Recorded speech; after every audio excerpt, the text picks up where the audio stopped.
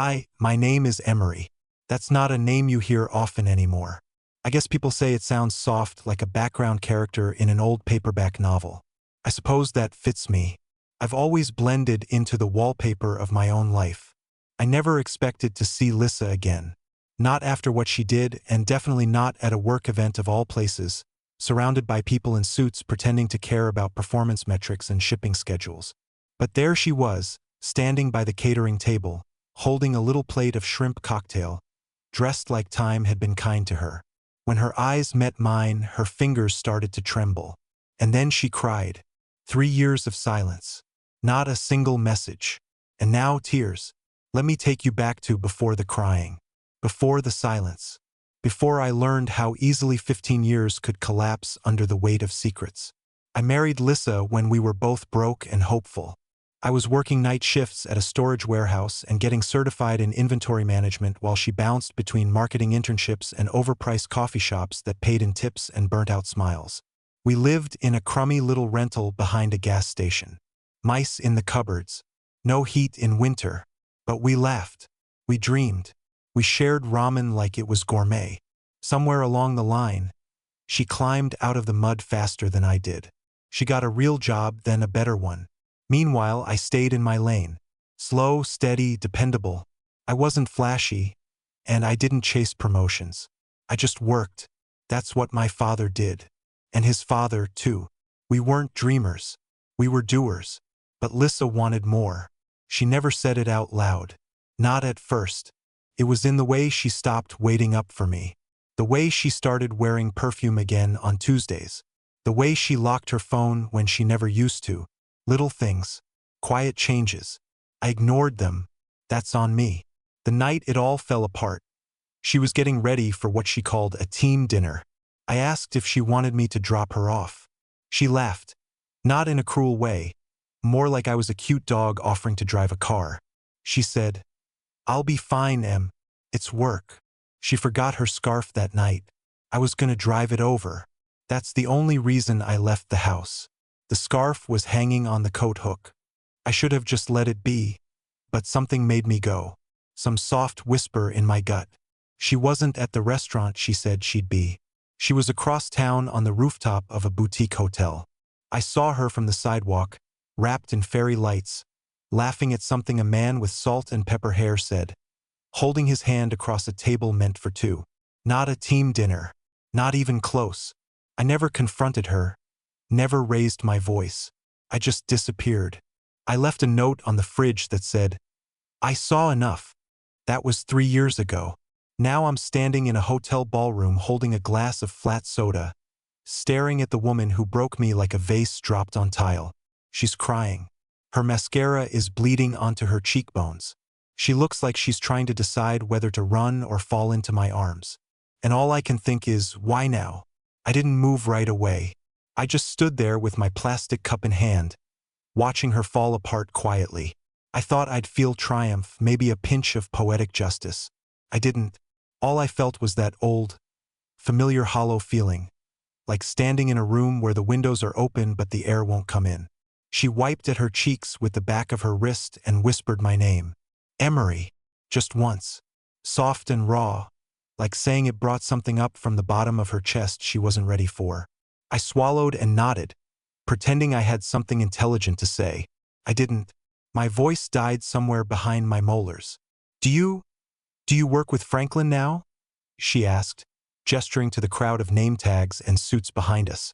She was trying so hard to be casual, to shift into professional mode like we were old acquaintances catching up over hors d'oeuvres. But her voice cracked in the middle. I noticed. I nodded again. "Yeah, transfer from the Idaho branch. Just started last year." That was a lie. I'd been with the same company the whole time, but I didn't want her to know I was still that close. I didn't want her thinking I'd been orbiting her world in the background, waiting for a chance to bump into her, even if deep down that might have been true. She blinked, and her mouth opened like she wanted to ask something else. But then she closed it and looked away. At the floor, at the wall, anywhere but at me. I hated how familiar that felt. I remembered all the times I tried to reach her in our final months. How she'd zone out mid-conversation, act like her body was still present, but her heart had booked a flight and never returned. Then came the part that gutted me. I think about you more than I should," she said. I flinched, literally. I tilted the soda cup and spilled a few drops onto my slacks. She noticed and laughed, but it was broken glass laughter. She shook her head, pressing her fingers to her temple. "I'm sorry, that was weird. God, I didn't think you'd actually come here." "Neither did I said, trying to hold on to my voice. And then she stepped closer. I froze. It felt like she was bringing all that weight of the past right up to my feet, laying it between us like a live wire. She looked older, but not in a bad way. Just real. Her eyes weren't as wide as they used to be, and there were faint lines around her mouth, probably from stress or regret. Or him. That thought made my stomach knot. I needed to ask, even if I hated myself for wanting the answer. "So, are you still with him?" I tried to say it like I didn't care. I failed. She didn't answer right away, just inhaled sharply, like the question had winded her. Then she said, "No, not for a long time. No explanation, no apology. Just that." I stared at her. I wanted to ask why she did it, why she gave someone else what we built together, why she didn't at least have the decency to tell me it was over before she let someone else kiss her in public. But instead, I said, "Okay, that's me. Emery, the guy who says okay when his world falls apart." She smiled, thin and bittersweet. "Can we talk? Somewhere quieter." My mouth said yes before my brain had time to object. 3 years of silence. Now she wanted to talk, and I was about to find out just how much she'd kept hidden. We stepped out of the ballroom and into a quiet hallway lit by those dim, yellowish sconces that make every hotel feel like it's holding on to ghosts. The air was cooler there. Or maybe it just felt that way because I was suddenly hyper-aware of how close she was walking beside me. I could hear the rustle of her coat, the quick, shallow rhythm of her breath. For a moment, it felt like time had folded in on itself, like the last 3 years had never happened, and we were just out on a late-night stroll after dinner. We found a small lounge area by the elevators, empty except for a fake fireplace and 2 dark blue armchairs. We sat, not across from each other, but angled, like we were pretending we weren't really having this kind of conversation. Lissa spoke first. "I didn't leave you for him," she said, barely above a whisper. "That's the first thing I need you to know." I didn't respond. Not because I didn't have words. I had too many. They all crowded my throat at once and tripped over each other. She went on. "You saw us that night, right?" I nodded slowly. "At the rooftop bar." She sighed and looked down at her hands. "I wasn't supposed to be there with him. It wasn't a date. At least not officially. He was my boss at the time. We'd been working late on a pitch and he offered to get drinks. I knew what he wanted, but I told myself I was just being polite. I even told myself you wouldn't care." I stared at her. That last sentence hit harder than it should have. I wouldn't care. Is that what she'd convinced herself of in the end? "I was stupid," she said, shaking her head. "I kept playing with the fire, thinking I wouldn't get burned. He gave me attention, Emery. He noticed things like when I changed my hair or wore a new blouse. You'd stopped noticing a long time before that." I felt my jaw tighten. Of course, she blamed me. But deep down, I also knew she wasn't wrong. I had been distant, tired, worn thin from trying to keep things afloat financially. I stopped asking how her day was. I thought showing up with groceries and fixing the leaking faucet was enough. I thought loyalty meant more than flowers or flirtation. But I'd let the romance die quietly, and she'd gone looking for warmth somewhere else. "I kissed him," she admitted after a long pause. "Just once. That night. I pulled away immediately, but it happened. After that, everything fell apart inside me. I didn't even want him. I just wanted to feel like someone still saw me. And that's when it hit me. This wasn't about the man on the rooftop. Not entirely. This was about her drowning in silence while I was too busy surviving to notice. I could feel the old anger rising in my chest. But it came out tangled with something softer. Guilt. "Why didn't you tell me?" I asked. "If you were that unhappy, why not just say something?" "I did," she said quietly. 100 times, in 100 ways. You just didn't hear me. That landed like a brick in my stomach. I looked away. I couldn't hold her gaze anymore. Not because I didn't believe her, but because some part of me finally did. For a few minutes, neither of us spoke. The silence wasn't awkward. It was heavy, full of all the conversations we never had when it still mattered. Then she leaned forward, elbows on her knees, and said something that chilled me deeper than anything else that night. There's something else I have to tell you. Something I didn't put in the divorce papers. I turned to her slowly. What is it? She blinked twice. Her lips parted, but she hesitated. And in that hesitation, I felt something shift. Whatever she was about to say, it wasn't just an apology. It was a secret she'd been carrying for 3 years, and I wasn't sure I wanted to hear it. I sat there, heart pounding, feeling like the air had been sucked out of the room. Lissa pressed her palms flat against her thighs, staring at the carpet as if the swirling patterns could somehow save her from having to say what she was about to say. I didn't rush her. I didn't move at all. I just waited, feeling my own fear growing teeth inside me. When I filed the divorce paperwork, she began, her voice barely above a whisper. I didn't tell you everything because I didn't think you needed to know. I thought it would only make things worse. My hands curled tighter around my soda cup until the cheap plastic creaked. Know what, Lissa? She swallowed, and when she looked up at me, her eyes were wide with a kind of trembling sadness I hadn't seen in her since before all the lies started. I was pregnant, she said, back then, when you left. For a second, I honestly thought I'd misheard her. The room tilted a little, and I had to blink hard just to keep from losing my balance in that stupid chair. What? Came out rough, almost like a croak. I found out 2 weeks after you moved out, she said quickly. Like if she rushed through it, it would hurt less. At first, I didn't know whose it was. I told myself it had to be yours. It had to be. I stared at her, my mind refusing to process the words she was spilling out. But I couldn't be sure. Emery, after what happened with him, I didn't know. There it was. The real betrayal. Not just the rooftop kiss, not just the lies about working late. This was the thing that had been rotting beneath everything else. The unspoken possibility that even our final months together had been invaded by another man. I opened my mouth to say something, anything, but nothing came out. My throat felt packed with sand. I miscarried at 10 weeks, she continued, her voice cracking. I never told anyone. I didn't even go to the hospital. I just stayed in bed and let it happen. For the first time that night, I didn't feel angry.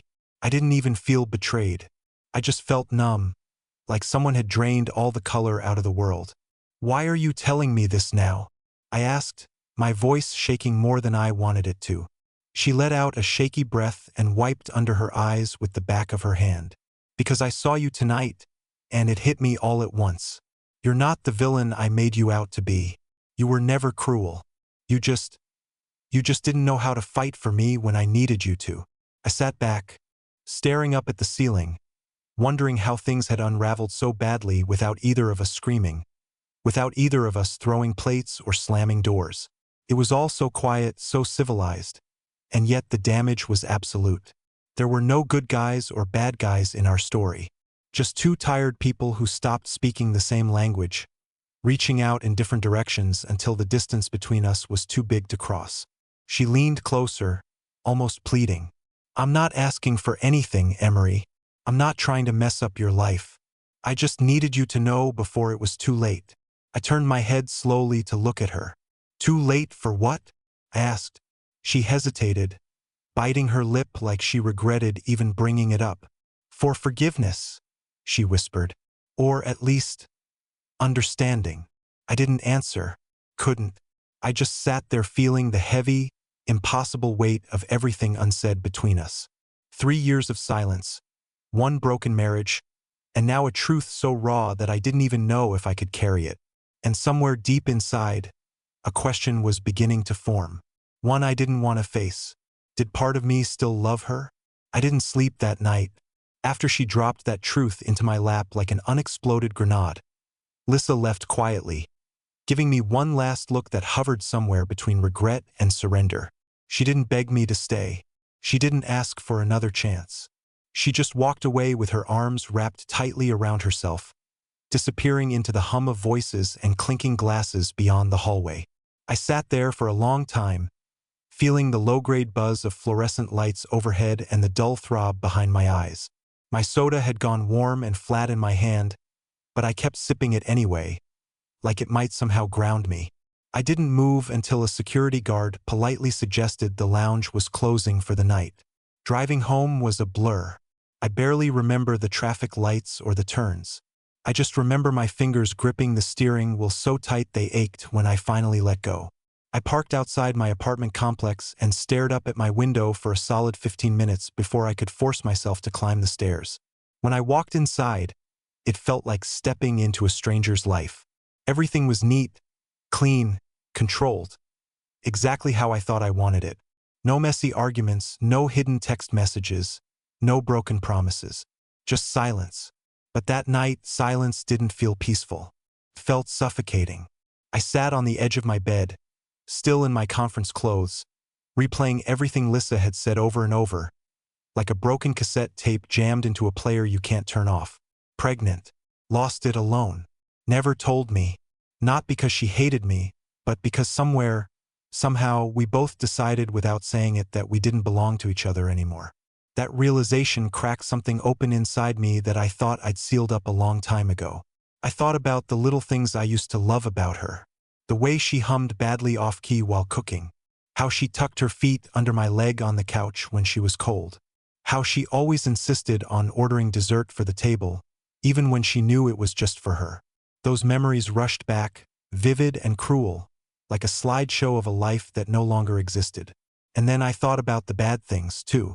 The late nights, the secretive smiles at her phone, the way she started pulling away like a tide you can't stop, no matter how far you run into the water. I remembered how lonely it felt to sit across the table from someone who wouldn't look up at you, wouldn't see you anymore, even when you were right there, breaking quietly. I kept telling myself, you don't owe her anything. Not forgiveness, not understanding, not even your attention. But it wasn't that simple. You don't stop loving someone just because they stopped loving you, right? You don't erase 15 years because they made one terrible mistake, or maybe 1,000 tiny ones. I spent the whole night staring at the ceiling, feeling like a man caught between two impossible doors. Behind one was the pain of remembering. Behind the other was the ache of never knowing if something good might still be salvageable. Somewhere around 4 o'clock in the morning, I gave up trying to sleep. I dragged myself to the kitchen, brewed a pot of bad coffee, and sat at the tiny table by the window, watching the first weak hints of dawn creep across the sky. I told myself I would never see her again. I told myself the story was over. But deep down, in a place I didn't want to admit even existed, I already knew better. Some stories don't end just because you turn the last page. Some people are chapters you keep rereading, even when you know you should have closed the book a long time ago. And somehow, without even realizing it, I knew I hadn't seen the last of Lissa. Not by a long shot. 2 days after the conference, I thought maybe, just maybe, the dust would settle. I'd replayed the encounter with Lissa 100 different ways in my head, trying to make sense of it, trying to shove it into some neat little box labeled closure so I could move on. But closure doesn't arrive just because you want it to. It knocks when it feels like it, and sometimes it doesn't knock at all. It just kicks the door off its hinges. I was sitting in my living room late Sunday night, halfway through a lukewarm beer, the TV humming low in the background, when there was a knock at my door. First, I thought it must be a neighbor. Maybe someone locked out, maybe a delivery at the wrong apartment. I wasn't expecting anyone. Nobody really visited me. Not anymore. But when I opened the door, there she was. Lissa, standing in the hallway in a loose sweater and jeans, hair pulled back, no makeup, clutching her car keys so tight her knuckles were white. She looked small somehow. Smaller than I remembered. Like all the confidence she once wore so effortlessly had been peeled away, leaving just the raw, exposed version of herself. I didn't say anything. Neither did she. We just stood there for a second, letting the awkwardness wrap around us like a heavy curtain. Finally, she spoke, her voice cracking mid-sentence. I shouldn't be here. I know that. I'm sorry. I should have closed the door. I should have told her she made her choice 3 years ago. I should have walked away like she walked away from me. But I didn't. Instead, I stepped aside. She hesitated just for a heartbeat and then slipped inside, like a ghost returning to haunt an old home. She didn't sit. She didn't even take off her coat. She just stood in the middle of my living room, arms folded tight across her chest, staring at the carpet like it held all the answers she couldn't say out loud. I've been thinking about you every day, she said finally, voice thin and trembling.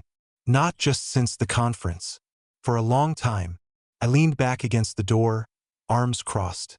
I didn't trust myself to speak. I know I don't deserve anything, she continued, wringing her hands. Not forgiveness. Not even a conversation. I know that. But I had to see you. I had to. I had to try. Try what? I asked, my voice quieter than I intended. To explain. To fix whatever tiny piece of this I still can. I let out a bitter little laugh. Not because I found it funny, but because it was either that or break down right there in front of her. You can't fix what's already dead, Lissa. She flinched like I'd hit her. I know, she whispered. I know. But I still had to try. We stood there in silence for a while, the low rumble of the TV filling the empty spaces between us. I wanted to tell her to leave. I wanted to tell her she had no right to show up after everything, to crack open wounds that had barely started to scar. But the truth was, I didn't want her to leave, and that terrified me more than anything else. You want coffee? I asked finally, voice rough. She blinked, surprised. Then she nodded. I turned toward the kitchen without waiting for an answer. As I measured out scoops into the old coffee maker, my hands moved on autopilot, but my mind was a mess of static. What the hell was I doing? What was I hoping to find in that cup of coffee? Forgiveness? Closure? Some miracle where we both woke up and the last 3 years had been a bad dream? No, I knew better. Some things break too deeply to ever be whole again. But sometimes you still pick up the pieces, even when you know they'll cut your hands open. When I handed her the mug, our fingers brushed for just a second. It was enough to flood my mind with 1,000 memories I wasn't ready for. She sat down finally, curling her legs up under her like she used to, holding the coffee close to her chest like a shield. We didn't speak for a long time. We just sat there, two broken people, pretending for one more night that we could still find our way back to something that had been lost a long time ago. The coffee grew cold between us, untouched, while the night stretched long and heavy around the tiny living room. I stared out the window into the dark, watching the street lamps flicker and the occasional car pass by, trying to anchor myself in the real world while the past pressed against my ribs like a rising tide. Lissa sat curled in the corner of the couch, her mug balanced on her knees, her gaze fixed on nothing at all, as if speaking would shatter whatever fragile, impossible thing was holding us both in the same room. Finally, it was her who broke the silence. I never stopped loving you, she said. So quietly I almost missed it. The words hit harder than any accusation could have. They knocked the air right out of me, left me blinking at her like she just said the sky was green or that we were both still 22 and full of hope. I wanted to laugh. I wanted to scream. I wanted to tell her that you don't do what she did to someone you love, that you don't tear their heart out, drop it on the floor, and walk away without looking back.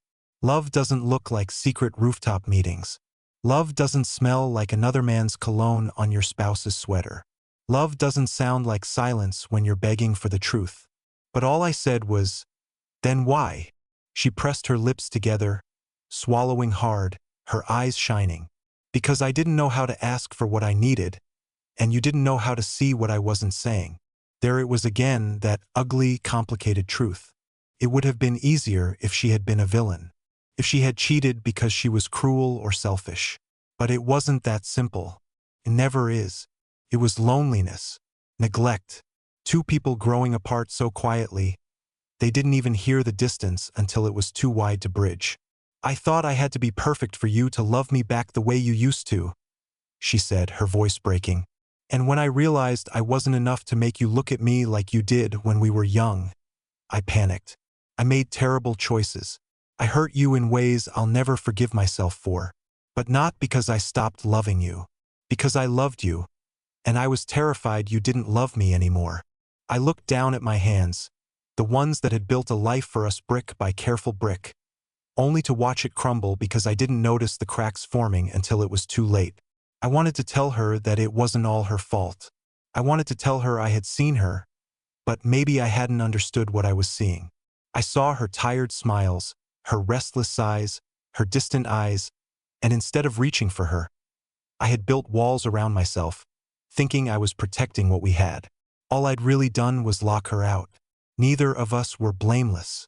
Neither of us were innocent. We were just human. Frighteningly, tragically human.